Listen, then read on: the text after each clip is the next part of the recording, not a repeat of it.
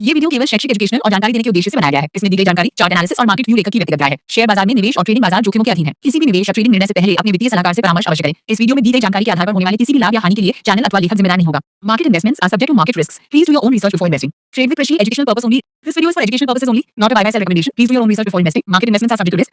नमस्कार, कैसे हो मेरे निफ्टी के रन बाकुरो? कैसा रहा आज आपका दिन? आई होप कि आज भी आपने मेरे कल के वीडियो को देखते हुए पैसा कमाया होगा। नमस्कार, मेरा नाम है प्रशील और स्वागत है आप सभी का मेरे चैनल ट्रेड विद प्रशील में। मैं हर रोज़ आता हूं जिसमें मैं निफ्टी का डिटेल एनालिसिस आपके साथ करता हूं। बात करते हैं कल किस तरह के लेवल्स मैंने आपको निफ्टी के लिए दिए थे। मैंने आपसे कहा था कि निफ्टी गैप अप हो सकता है, गैप अप के आपको लेवल भी बताए थे। सेम उसी लेवल पे गैप अप पर ओपन हुआ निफ्टी आज। उसके बाद मैंने आपसे ये भी कहा था कि गैप अप होने के बाद में अगर गैप अप सस्टेन नहीं करता है तो निफ्टी नीचे की तरफ जा सकता है, और निफ्टी नीचे की तरफ गया और जाने के बाद 23,100 का लेवल भी मैंने आपको बताया था। 23,100 के लेवल से आपको ये भी बताया था कि निफ्टी एक बार फिर ऊपर की चाल जाएगा। तो निफ्टी ने फिर एक बार ऊपर की चाल दी, जिसमें आई होप कि आपने अच्छा पैसा कमाया होगा, जिसमें कुछ प्रीमियम 18 रुपये से 94 का हाई भी लगाए हैं। 23,200 की प्रीमियम ने 18 रुपीज़ से 94 का हाई लगाया है। तो आई होप कि आपने मेरा कल का अगर वीडियो देखा होगा तो आपने ये निफ्टी की मूव ज़रूर पकड़ी होगी। मैंने आपसे आखिरी में बोला था कि निफ्टी ऊपर जाने के बाद हो सकता है कि जैकपॉट लेवल के लिए नीचे आए, जो कि नहीं आया। वो क्यों नहीं आया, उसका रीज़न है। उसका रीज़न ये है कि कहीं ना कहीं नीचे बायर मौजूद थे। वो बायर निफ्टी को ऊपर की तरफ लेके चले गए। ऊपर जाने के बाद निफ्टी अपने रेजिस्टेंस लेवल तक पहुंचा ही नहीं। अगर निफ्टी रेजिस्टेंस लेवल पर पहुंचता, जो कि था 22,300, तो हो सकता था कि वहाँ से एक नीचे की रैली हमको देखने को मिल जाती, पर ऐसा हुआ नहीं। खैर, बहरहाल बात करते हैं कि निफ्टी की कल की चाल कैसे रहने वाली है। देखिए, मैंने कल के वीडियो में जो मेरा पोस्टर था उसमें साफ साफ लिखा था क्या टूटेगा 23,000 या रिकवरी आएगी 23,700 की।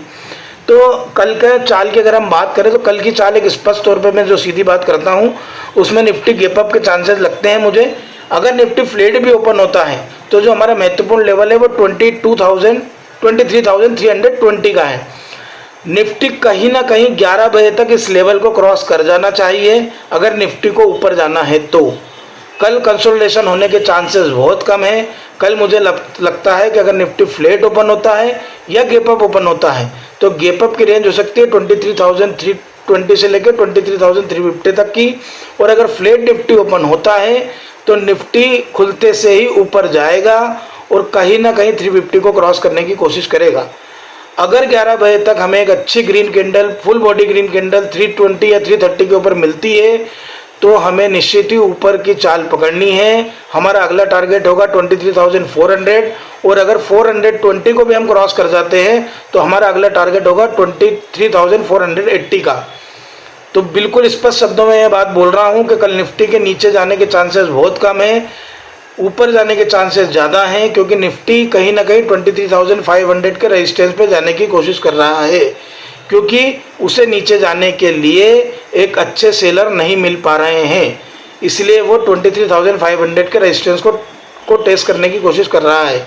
तो कल का निफ्टी का पहला लेवल क्या है कि मार्केट गैप अप खुलने के पूरे चांसेस हैं। मार्केट गैप अप खुलेगा तो मैंने आपको रेंज बता दी है। गैप अप नहीं भी खुलता है, फ्लैट मार्केट खुलता है, तो भी मार्केट 11 बजे तक किसी भी हालत में 23,350 को क्रॉस कर जाना चाहिए। और अगर 350 हम क्रॉस कर जाते हैं तो हमारी अगली चाल होगी 23,400 की। 420 भी अगर हम बाइसेक्ट करते हैं और आगे निकलते हैं तो हमारी अगली चाल होगी 23,480 तक की। ये तो हो गई बात गैप अप के सिनारी को, जो मुझे लगता है कि ज़्यादातर होने की संभावना है। अब अगर मान लो मार्केट फ्लैट खुलता है या गैप डाउन खुलता है तो उस लेवल पे हम क्या करेंगे।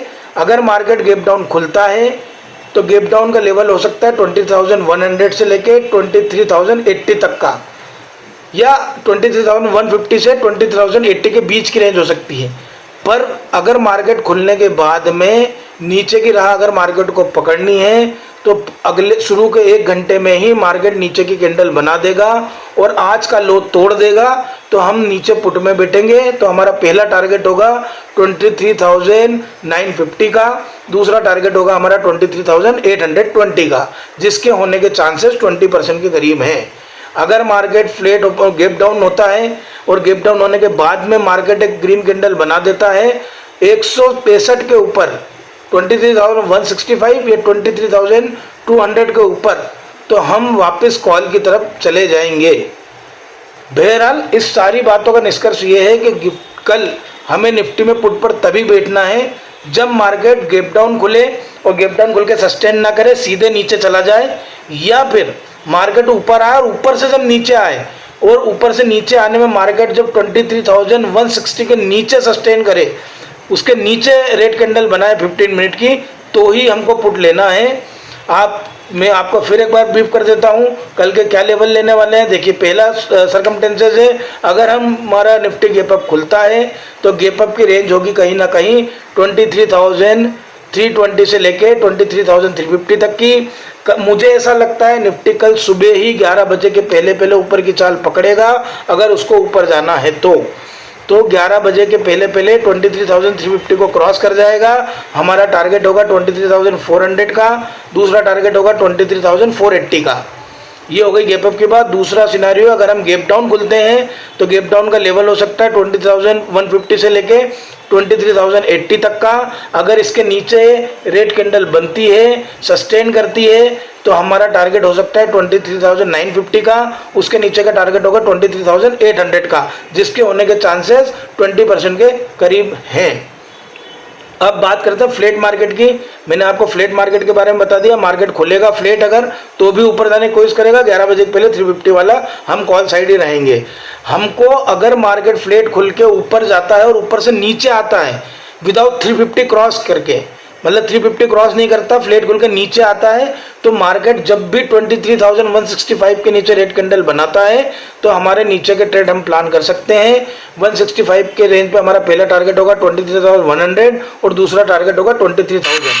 तो इन दोनों चीज़ों को आप ध्यान रखिए। मैंने आपको सभी तरह के लेवल बता दिए हैं। अगर मार्केट फ्लैट खुल के ऊपर से नीचे आता है तो हमको 160 के नीचे पुट लेना है, टारगेट होगा 23,000 और दूसरा टारगेट 23,100, दूसरा टारगेट होगा 23,000। मार्केट अगर नीचे ही खुलता है, गैप डाउन में खुलता है और सस्टेन कर जाता है, नीचे चला जाता है, तो हमारा टारगेट होगा 23,950 और दूसरा टारगेट होगा 23,800। तो आई होप कि आपको ये सारे लेवल समझ में आ रहे होंगे और आप इससे पैसा कमा रहे होंगे। जब भी ट्रेड लें एसएल के साथ में लें, जब भी आपको कॉल लेना है सपोर्ट पे लें, जब भी आपको पुट लेना है रेजिस्टेंस पे लें, और हमेशा इस बात का ध्यान रखें कि जो भी लेवल मैं आपको बता रहा हूँ ये स्वयं मेरी खुद के द्वारा दी गई जानकारी है, जो मेरा बिलीव है। इसके अकॉर्डिंगली ट्रेड ना करें, अपने वित्तीय सलाहकार से एक बार जरूर लें, उसके बाद ही अपना ट्रेड प्लान करें। धन्यवाद, मिलते हैं कल निफ्टी के नए लेवल्स के साथ में।